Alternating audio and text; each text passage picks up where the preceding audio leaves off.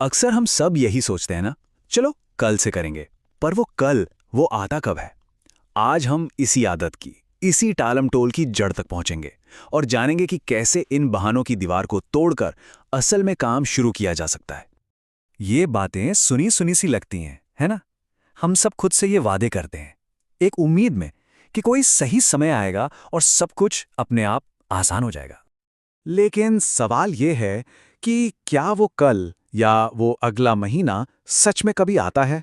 असल में जब हम किसी काम को टालते हैं ना, तो हम सिर्फ उस काम को नहीं टाल रहे होते, हम अपनी जिंदगी, अपने सपनों को टाल रहे होते हैं।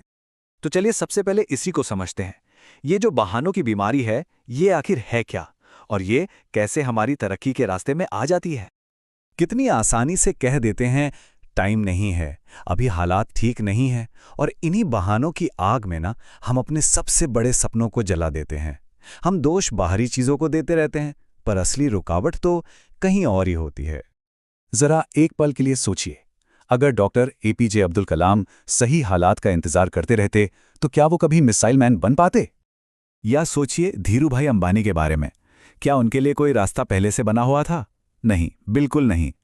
इन सब महान लोगों में एक बात कॉमन थी, उनके पास बहाने नहीं थे, उनके पास था कुछ कर दिखाने का जुनून।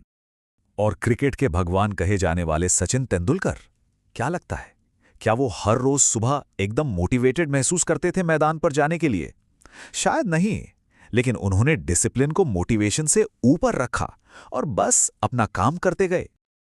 और देखिए, यही सबसे बड़ी और कड़वी सच्चाई है। बहाने वो तो कभी खत्म नहीं होंगे, पर हमारा कीमती वक्त वो धीरे धीरे हाथ से निकलता जाएगा। तो सवाल यह है कि इन बहानों की असली जड़ क्या है? चलिए थोड़ा और गहराई में चलते हैं और उस एक चीज को समझते हैं जो हर बहाने के पीछे छिपी होती है। हर बहाने के पीछे असल में एक डर छिपा होता है।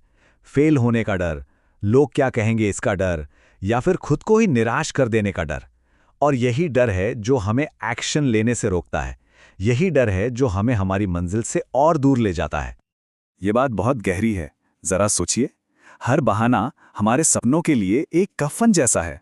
मतलब हर बार जब हम कोई बहाना बनाते हैं, तो हम असल में अपने ही एक सपने को दफना रहे होते हैं।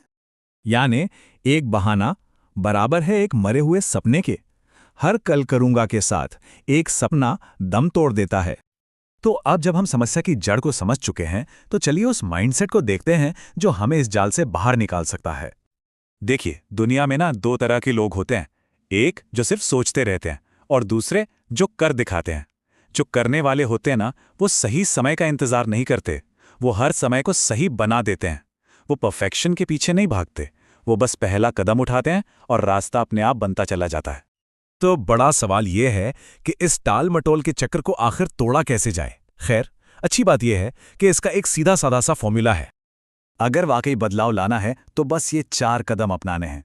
पहला, एकदम छोटे से शुरू करें। दूसरा, हर दिन सिर्फ 1% बेहतर बने। तीसरा, जैसे ही मन में कोई बहाना आए उसे पकड़ें और उसे चुनौती दें। और चौथा, अपने सपने को, अपनी मंजिल को हमेशा अपनी आंखों के सामने रखें। जिंदगी में सबसे भारी बोझ अगर कोई होता है तो वो है काश शब्द का। काश मैंने वो कर लिया होता। ये पछतावा हमें यही सिखाता है कि बहाने सिर्फ हमारा वक्त नहीं छीनते, वो हमारी पूरी जिंदगी छीन लेते हैं। ये समझना बहुत जरूरी है कि हमारा भविष्य कहीं और से नहीं, हमारे आज के फैसलों से बनता है। आज का एक्शन कल की तरक्की है, और आज का बहाना भविष्य का पछतावा। चॉइस हमारी है।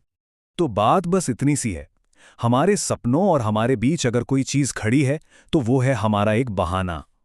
असली लड़ाई बाहर की दुनिया से है ही नहीं, लड़ाई तो अपने अंदर है। तो अब असली सवाल यही है, एक्शन कब शुरू होगा? सपने इंतजार कर रहे हैं, क्या उन्हें बस बहानों के ढेर के नीचे छिपाए रखना है? तो बस बहाने बनाना बंद और काम शुरू। सपने तो हर कोई देखता है ना? पर उन्हें पूरा वही करता है जो एक्शन लेता है। और एक्शन लेने का सही समय वो कल नहीं है, वो आज है, बल्कि अभी है।